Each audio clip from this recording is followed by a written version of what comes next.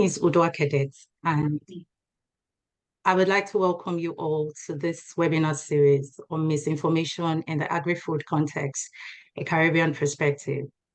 This webinar is brought to you by the Misinformation Research Platform here at the School of Environmental Design and Rural Development, University of Guelph, Canada.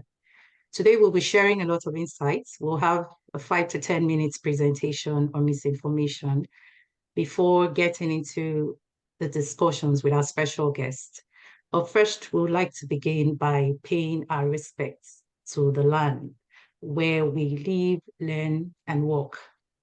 The School of Environmental Design and Rural Development is committed to honoring and strengthening our relationships through respect and responsibility with the indigenous nations across Turtle Island. We acknowledge that the lands on which we reside are the traditional territory of the neutral Anishinaabe, Haudenosaunee, and Métis peoples. Today, this place is home to many First Nations, Métis, and Inuit peoples. Acknowledging them is an act of reconciliation, reminding us of our important connection to each other and our shared responsibility to this land where we live, learn, and work. Thank you very much. At this point, I would like to hand over to Kabir for a short presentation. Over to you, Kabir. Yeah, thank you, Udab. Just 1 second. I would like to share my screen, so I hope you can see it right now. So thank you everyone for joining our webinar today. My name is Dr. Khandaka Humayun Kabir. I'm a Benting postdoctoral fellow at University of Guelph, and I'm presenting this topic, information disorder in agri-food context today. Just to contextualize the discussion that we had today with our speaker, with our guest. So I will take only 10 minutes, and within these 10 minutes together, I will talk about information disorder. I will talk about why we need to study or know about information disorder and provide you some examples. So before going into my presentation, I would like to introduce our research platform. So we call it Misinformation Research Platform, and this research platform basically led by Professor Dr. Atarul Chaudhary from School of Environmental Design and Rural Development at University of Guelph. And this Misinformation Research Platform is the first kind of platform in agri-food context that we built to develop networks and to work on agri-food information issues. We want to produce research, we want to check facts, we want to publish some network, we want to publish some articles, and also we want to nourish our networks to combat different agri-food commitments and rural misinformation through this platform. So feel free to join us, you can write us, you can connect with us, and we are happy to welcome you. So today we have Jeet Ramjatan from Trinidad and Tobago, and we invited him to participate in our webinar. And we rescheduled these webinars from the last month due to some inconveniences, but we are happy today that Jeet is finally here, and we have the opportunity to talk with Jeet. And Jeet has a lot of experience at field level, working as a public extension agent, and also Jeet is a wonderful researcher. He did research on misinformation issues as well and climate change related topics. So I'm looking forward for the discussion. I'd like to talk about information disorder. So what is information disorder? Why we need to talk about it? Why it is important? Before going into the concept, look at this iconic US communication scenario. You have to understand why we are talking about information disorder, because the changes in communication pattern. You can see in 1776 how US government communicate when they get the freedom. They just send this message via mail, and it took around 1 month to receive by the receiver. And then in 1858, the President James Bushman first used this telegram exchange, and it took 10 hours to receive by the receiver. And if you look right now in 2015, Barack Obama, he just first tweeted and try to communicate with another leaders, and you see the changes of the time in communications. Right now it needs just a second to communicate with any person, any other organizations. You can just share, write something in social media. So this online platform, social media, it gives you a avenue for communications, and it's open for everyone. You can share anything within these communication platforms. It also happened in agri-food context. Our farmers, they're using different kind of digital devices, social media. They are texting each others for necessary masses. They're using emails. They're visiting different agricultural websites. They're using social media like Facebook, Twitters, YouTubes to gather necessary information for communications. So these changes in the communication process also bring a lot of benefits for agri-food community, but also bring some challenges. And one of the challenges is information disorder that overlooked by researchers. Is still is a very dominant topic in politics and health related issues, but in agri-food context, it overlooked. So this information disorder is a concept which consists of three things together. One is misinformation, another is malinformation, and disinformation. So what is misinformation actually? It's sharing of false informations, but the intention of sharing this false information is not bad. So you just share the information without knowing the fact, without knowing the truth. You find it very interesting, very curious, and you just share it. So it's misinformation. But when you share some false information and your intention is bad, you want to deceive some people, so you want to harm some peoples or organizations, so then it's called disinformation. So basically you are sharing false information and your intention is not good. And regarding the malinformation, is quite interesting. It's the true information, it's not the false information, it's the true information, but still your intention is not good. So by revealing the true information, you want to deceive some people, you want to harm some people. And in that case, basically you pick some information from the context. So it's a partial pickup of the information from the context and sharing within the social media. So this is something we call malinformation. So example of some misinformation or disinformation, I would like to give you 100 years back example that happened in Canada in 1911. So what happened at the time? So the black families in Oklahoma from USA, they wanted to escape the state due to a lot of racial violence and other issues, and they want to take Canada as their home. But at the time, Canadian government, they did not want them to settle down in Canada. And they just propagate misinformation intentionally, and they started a secret campaign of disinformation. So what they did actually, they used newspaper, they used magazine, and they used mouth of mouth to share disinformation that Canada is not a suitable place, it's too cold, lot of poverty up there, these people, you will not survive here. So a lot of intentional misinformation shared at that time, and they also assign a person to campaign these kinds of misinformation through newspaper, magazine, or face-to-face situation. But think about the current era.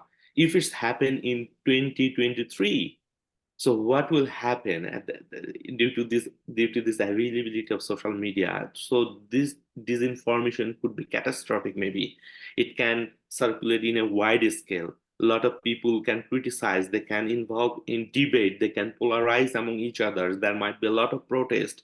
So a lot of things we can imagine right now due to this availability of social media and your free access of this platform to share any kinds of informations. In our agri-food context, we are also struggle with different kinds of misinformation on different topics. We have a lot of misinformation about greenhouse gas emission, about use of hormones and antibiotics, about animal welfares, about GMO foods, about unprocessed meal. For example, this is an case from Canada where there is a rules and regulations that you cannot sell raw milk, but a particular group of peoples, they don't accept these rules and they open a Facebook groups. They are just claiming that raw milk is good for health, this is very tasty. In that way, they basically deny the science and they're spreading different kinds of false information. If you look at the agricultural context more specifically regarding GMO, we think GMO is one of the controversial topic. And surrounding GMO, there are a lot of myths, a lot of misinformations. And we, over the time, we observe that due to this misinformation, due to this myth, what's the consequences? What's happened? What we observe actually? The adoption of these GMO crops is slow. Many farmers still now they don't believe in GMO. They don't accept it despite a lot of poverty, despite a lot of climate change stress, despite a lot of challenges. They don't accept it. And on the other hand, from consumer level, you see it's still a lot of people that don't consume GMO foods. So you see what's happened, but so far the GMO is not harmful. It's not evident that GMO is harmful things. It's harmful for environment. It's harmful for human health. It's not evident so far, but these myths are available and this misinformation are available. People are sharing these kinds of myth over social media and it affects our agri-food value chains. So in a way, we have a lot of misinformation, disinformations, and some context malinformation in agri-food context that we need to study, we need to understand. We need to understand how the changes in communication process bring all these things together, how people react when they get misinformation in the context of agri-food, and how we can combat this misinformation in futures. So that's all from my presentation. I'm looking forward for further discussion with Jeet. I hope he will give you a lot of real world example from his experience, and I'm looking forward for this discussion. Thank you, everyone. So with that, the floor is yours. Thank you. Thank you, Kabir, for that interesting presentation. So we'll move into our discussion with our special guest. And I'd like to introduce Dr. Jeet Ramjatan. Dr. Jeet Ramjatan is a recent PhD graduate from the University of West Indies. He has an extensive experience and expertise in social media communication and a strong passion for research in climate change adaptation and mitigation. He actively promotes digital literacy and skills and serves as a dedicated researcher and public extension agent at the Ministry of Food Production in Trinidad and Tobago. Welcome, Dr. Ramjatan. It's so nice to have you here. Thank you very much for having me. It's a pleasure to be here. Thank you. Thank you. So we'll get into a round of questions. Dr. Ramjatan, do you think that agricultural extension workers should consider addressing issues related to agri-food misinformation in their practice? Yes, definitely, because they are, looked upon as a reliable source of advice and information. They are the ones that food producers, farmers, even communities depend on their livelihoods.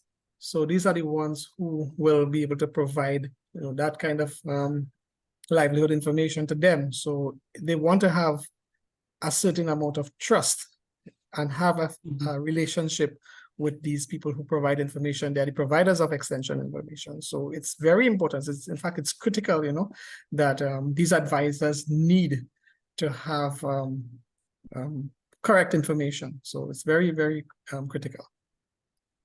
Okay, thank you very much. Dr. Ramjatan, I know that you have a lot of experience in agricultural extension service. Could you share 1 to 2 examples of misinformation or even disinformation that you might have experienced in your work? Yeah, definitely. Lots of times what Kobe spoke about in terms of malinformation, right? So we have a lot of promotions where people will talk about, superfoods, or they may talk about miracle cures, or sometimes you may have chemicals or fertilizers, etc. And they promote it in such a way that they can say that, these things they haven't even will have endorsements for it. So you could have, people providing fake endorsements, and they may say that they have had a bountiful harvest, or they cropped it well and it solved all their problems with pests and diseases. So, sometimes people promote these things, but some of these things are not tested or not proven. And, they pass these substances off as, miracle things that could work magic for your farm and your products. So all of these fake testimonials we've seen, a lot of times we've seen misleading advertisements that tend to exaggerate the benefit of something. A lot of times we see statistics being manipulated. So they will show part of it. They'll not give the full picture. So it's like cherry picking. So they'll select certain things that they want to promote, and those are some real examples of, sometimes you have things like pseudo-scientific practices. So someone might tend to say that, they want to promote something, but it's not really scientific information that has been proven, and they will, pass it off as something. But it's kind of manipulating things, so they would downplay. Sometimes we've seen people downplay the effects of climate change. So they may say, it's a conspiracy theory, or all of those things. Propagating conspiracy theory. All of these are things that we have actually. It affects farmers in our region. It affects, people who depend on their livelihood for these type of things. You will find a lot of manipulation, like I said. We've even seen fake videos. That's a lot of what people are creating now, influencers. They go on YouTube and different platforms, and they make videos, and they show things that are propagating plants, and you can get beautiful yields and a number of things. People believe these things, and they try these things, and then eventually, it's because they are relying on social media for information, for decision making in their livelihood. So it is affecting us here in this region. Yeah. And so from your experience, and possibly from your own opinion, which of the different types of information disorder would you say is most prevalent? Would you say is misinformation, disinformation, or malinformation? I would say misinformation, misinformation and malinformation, not so much disinformation. I don't think it's intentional to cause harm, but maybe sometimes, as like I say, people want to be influencers, or they want to be recognized. So even if you're part of a social networking, you may be on WhatsApp groups, and that is very popular here with us. We have a lot of WhatsApp chat groups and Facebook pages and Facebook accounts. So on these things, people tend to go for, they want to get followers, they want to get likes, they want to get, and even monetary benefits from some of these YouTube channels, right? So because of that, you'll find that they will sensationalize things, and they may put, exaggerate claims. So it's not really intentional to mislead or to cause harm. In these cases, it's not to cause harm, but it's to mislead in such a way that it gives you a false sense of, what you can benefit. Okay. And have you done any research or practice work on this topic? And if so, what lessons would you like to share with us? Yeah, so in my research, I've looked at misinformation categories. What are some of the things that we have found is that,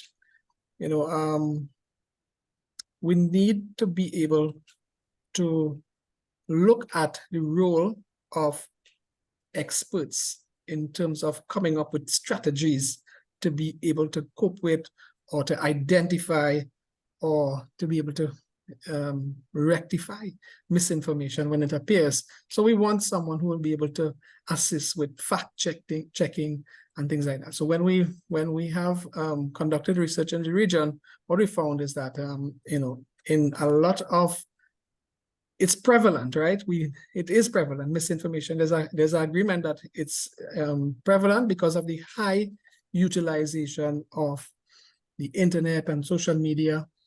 So a lot of groups are forming what we call communities of practice. So we have people getting together because they share common goals, they have common aspirations, they have common interests, they have the same problems, farmers, different types of. So because of that, we look at social media and the internet as a double-edged sword, because what it does is that it gives them the platform and the opportunity where they can discuss, they can communicate, they can share.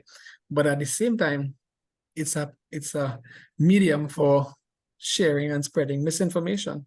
So, within that, the high utilization, we have high internet penetration rates into rural areas and urban areas and into these communities. And so because of that now, we have this threat of misinformation. So they understand what misinformation is. Actually, my study proved that 90% of the respondents indicated that it circulates through popular social media platforms, things like Facebook and WhatsApp and YouTube, right? So they're seeing that. So we've highlighted that this is a challenge in the Caribbean region, and it's important for us now to work on finding ways, to verify and the accuracy and credibility of the information that before sharing it.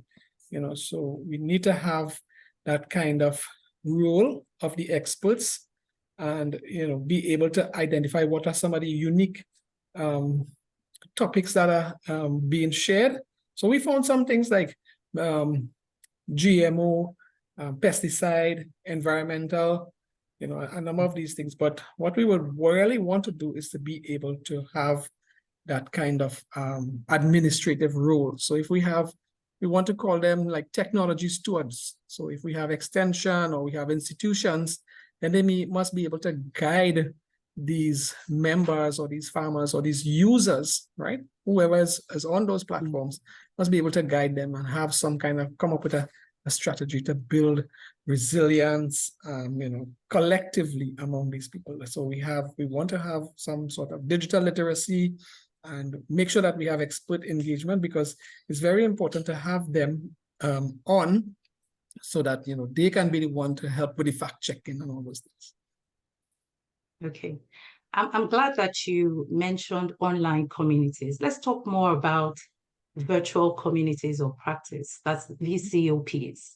Now, we know that the virtual communities of practice are online communities where people who share a common concern or passion connect with each other.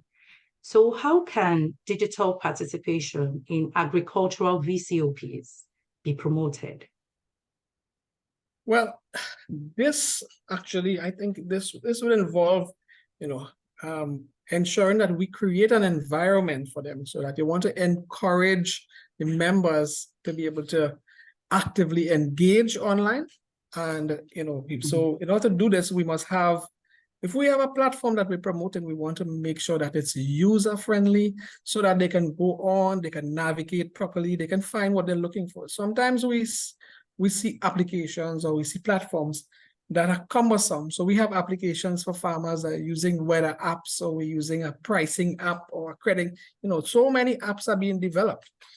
And a lot of it is that a lot of emphasis is placed on developing these apps, but less is being placed on investing in the people. So we need to do more digital literacy training now so that the users could be able to navigate these platforms and be able to use it properly. So it has to be engaging, it has to be encouraging, it has to be something that is relevant.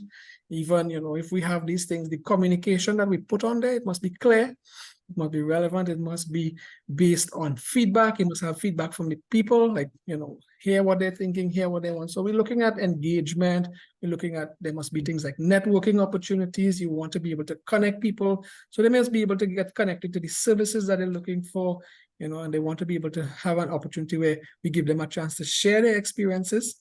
And, in all of this, it's very critical to have, you just can't leave it, there. Somebody has to moderate, somebody has to guide it, somebody has to be an administrator. So even those persons who have that role, which we could call like technology stewards as well, they have to have, that kind of facilitators who will guide the discussions and, have that role in terms of, maintaining the engagement levels and getting regular updates. So you have to keep your platforms maintained as well. You just won't start a farmers group and then there is a lag or a gap in the length of time it takes before information is your replies or your responses. All of these things, are things that we look at. So these are some of the strategies I think that we could look at if you want to talk about participation and engagement in online virtual communities of practice. Okay.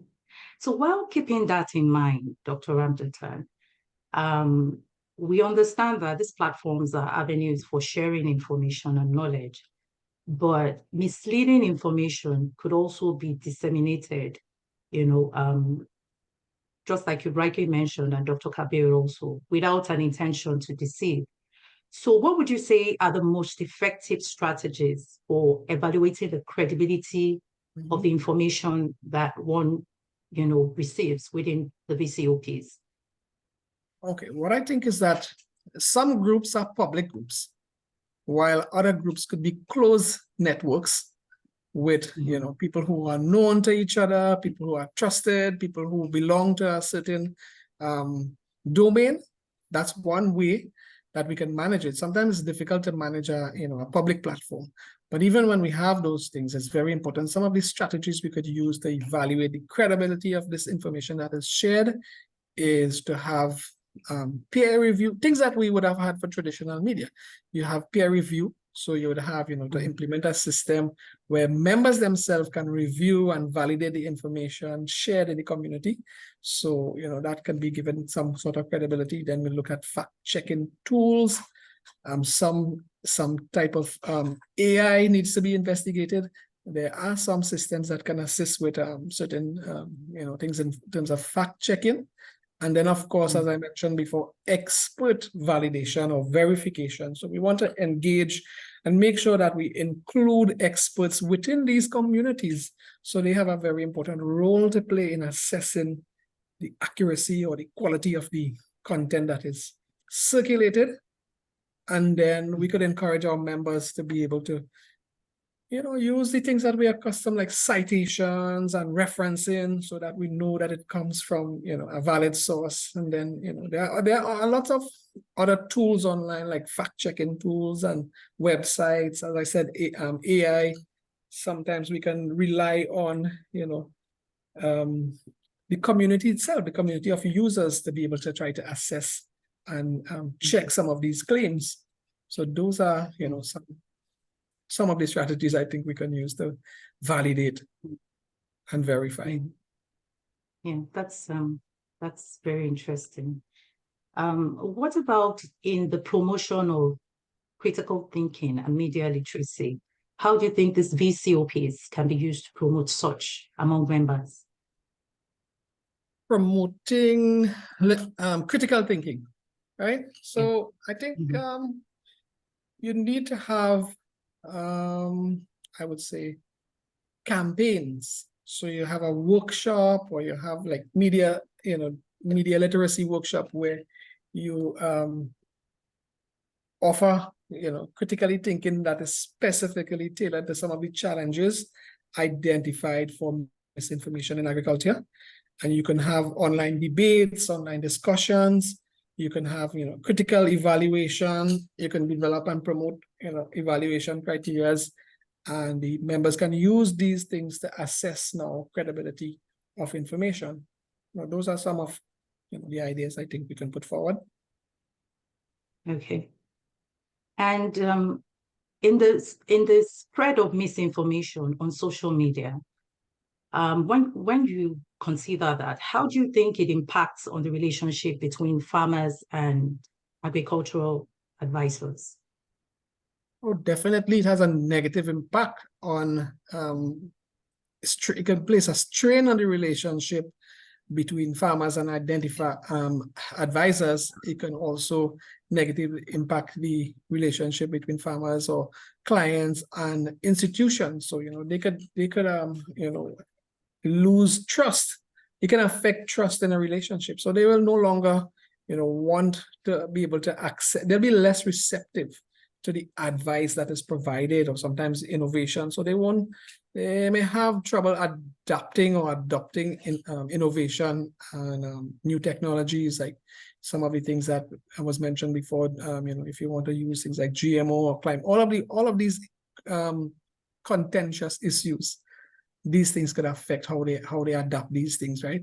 So we have to be able now to make sure that we invest more time and effort in building trust correcting or avoiding misinformation, and always strive to promote accurate, reliable information. So this way, we don't really affect that trust, and not only on an individual basis, because remember, these things are social networking sites. So this is in the public domain. It will affect societies, communities, an entire country, and even it goes international, as they say, viral in a short space of time. So it's very critical that we maintain that. Okay. I like that you mentioned trust. And that takes me to, it just takes my mind to a recent research that was conducted amongst Nigerian farmers. And the farmers were asked to, list the major sources of information. And I remember that the farmers use words like authentic or trust to describe the information that they receive from extension officers. And that just goes to say that there's some level of confidence concerning the information that farmers, receive from these extension officers. So do you also think that farmers are getting misinformation from advisory services or from extension officers? Do you think that that could be possible? It is possible that farmers may receive advice from the trusted source or the reliable source, which is the extension services for those institutions. So you have many in our region. We have more of a pluralistic extension service. So we have extension that comes from public service, private service, research institutions, educational institutions. So we have universities, etc. Many different sources, right? And this is possible because if it is that persons who have that role to provide information, and they themselves are not updating themselves and getting the latest information and reading, then they will not be able to provide up-to-date and accurate information to the farmers. So they may provide information that is outdated. So sometimes people would have learn things a long time ago, and if you just not updating yourself, then it's possible. It can also come from like, because you have an urgency or tend to want to sometimes respond as soon as you can, then you may find information that you have not done fact checking on yourself.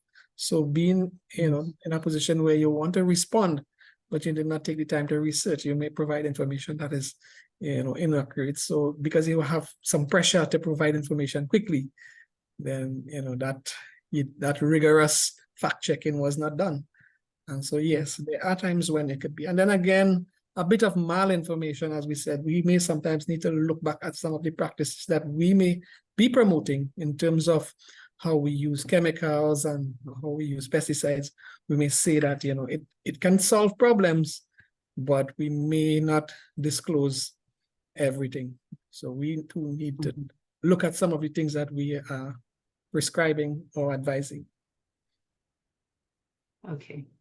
So Dr. Ramjatan, if you could create a social media platform specifically for agricultural communities, what features would you, include to help combat the spread of misinformation?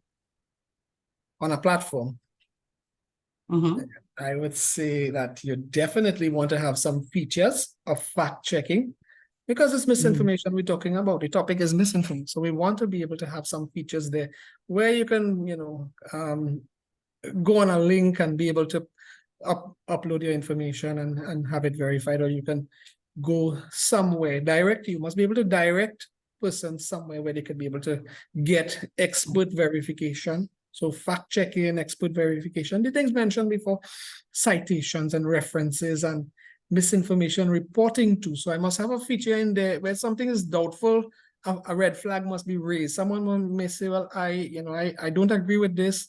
Let's discuss this more. So you have a forum, where open discussion forum. So you provide a dedicated space where people can communicate on this. So you have content being shared, but if something comes up as contentious or they have some issue with it, then we must make allocation to have some forum, some space. So, and again, things like peer review. So that's why it's important to have experts on board.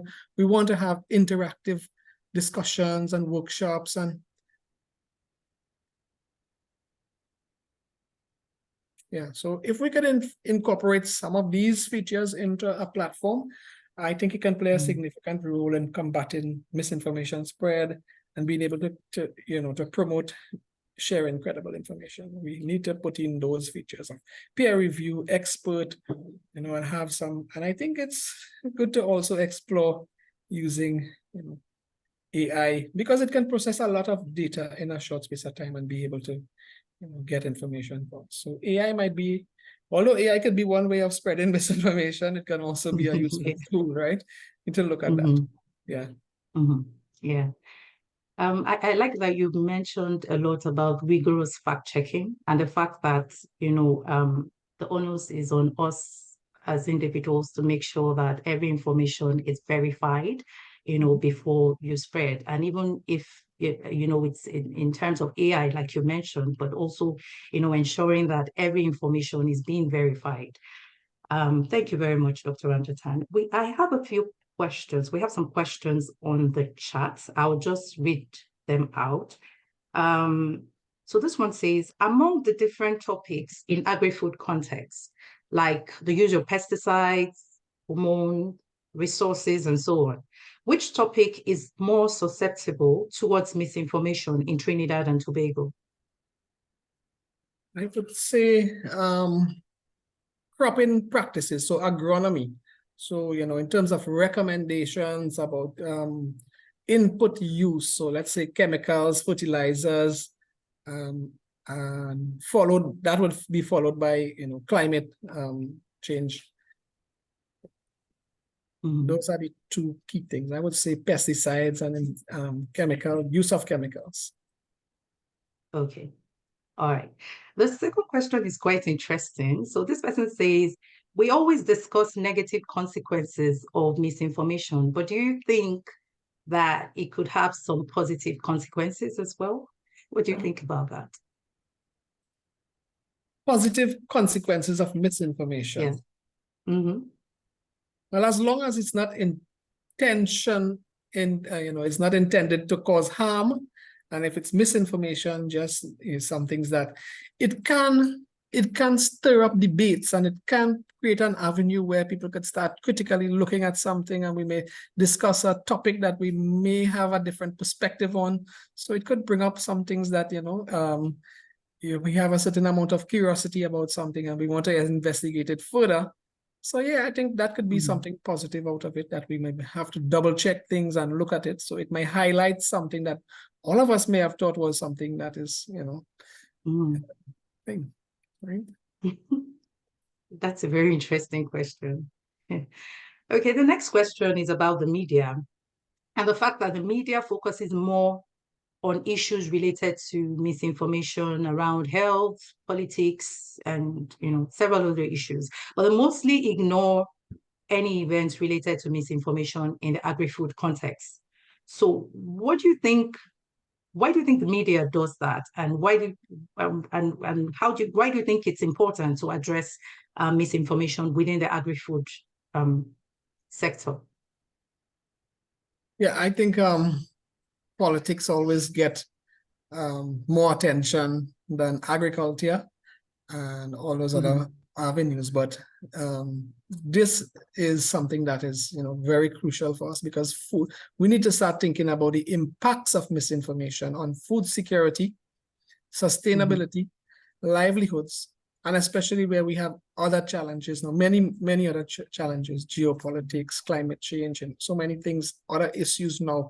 We need to make sure that we could be able to address issues that farmers face. So in terms of it's nothing new to agriculture, fake news and misinformation. I can't seem to say why exactly that other things are given more priority than agriculture, but that should not be. It's equally, if not more important. to health or all the other fields, because we've seen during the pandemic, what happened with misinformation in terms of health information and how these things could have caused, people to become, have like anxiety for these type of things. So I think in agriculture, the impact is different because it has severe, dire consequences for our existence and our livelihoods and protecting the people that are at risk and the most vulnerable. So these are, challenges that we face, and I think it's something that we need to highlight and conduct further research on, and be able to generate greater awareness of the importance of all of the stakeholders in the food sector and the agri sector need to be engaged and play an active role in mitigating the effects of these. Okay, so let's talk about gender. Do you think that women are more susceptible to misinformation than men? That's a question for you, Dr. Ramjata. Well, I think it depends on engagement. In some ways, yes, because from what we've seen, our insights and our analytics have shown, our metrics when we did the research in the region, we found that more than 65% of the audience in social media networks and agriculture communities of practice are women. Mm-hmm. So just by that alone, we see we have higher engagement level among females, right? So yes, definitely. I mean, in some communities, you have that kind of gender bias, and you have inequality, inequity.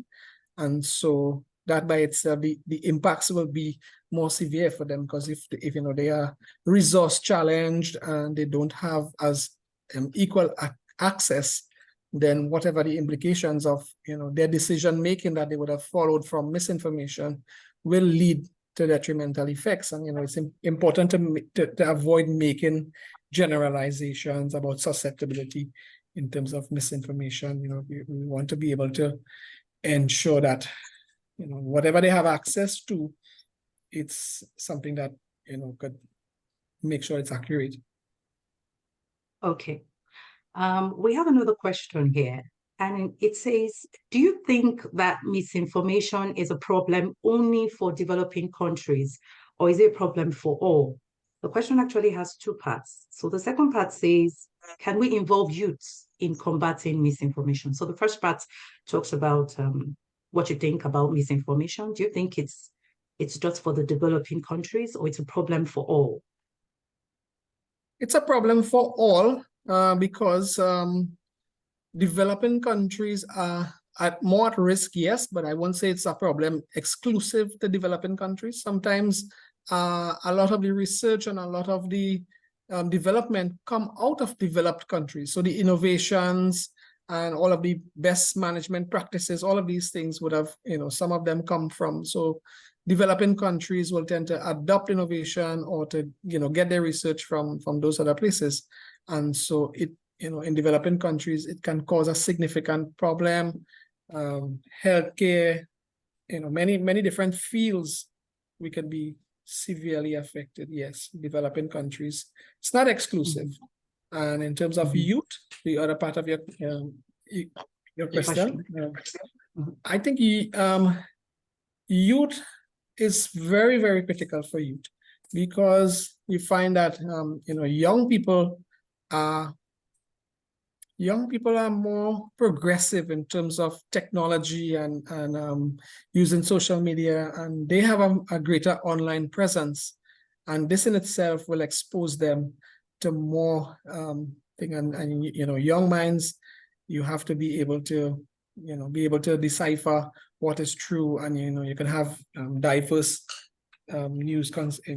You want to be able to, from an early age, encourage them to have responsible sharing and all those things we spoke about, fact checking, and again, they have a positive role to play, because young people they tend to want to assume that role of influencers, so they may have their own channels, they may have their own, and I've seen a lot of positive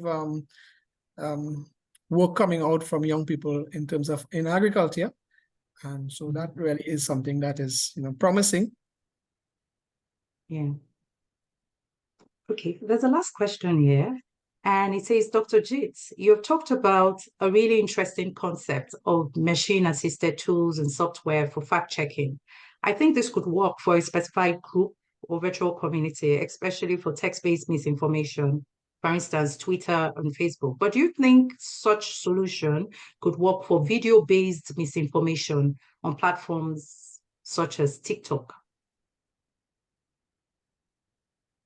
Yes, I believe that these can be developed because, it exists. There are a lot of videos that are being circulated, and we've seen, coming out misinformation.